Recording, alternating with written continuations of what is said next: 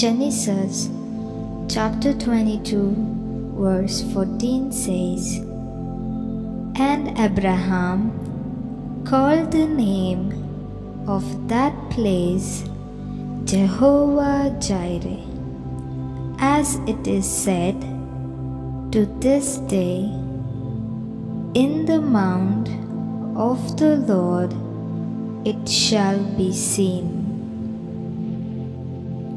ಆದಿಕಾಂಡ 22ನೇ ಅಧ್ಯಾಯ 14ನೇ ವಚನ. ಆ ಸ್ಥಳಕ್ಕೆ ಯೆಹೋವ ಈರೆ ಎಂದು ಹೆಸರಿಟ್ಟನು. ಯೆಹೋವನ ಬೆಟ್ಟದಲ್ಲಿ ಒದಗುವುದು ಎಂಬುದಾಗಿ ಇಂದಿನವರೆಗೂ ಹೇಳುವುದುಂಟಲ್ಲ.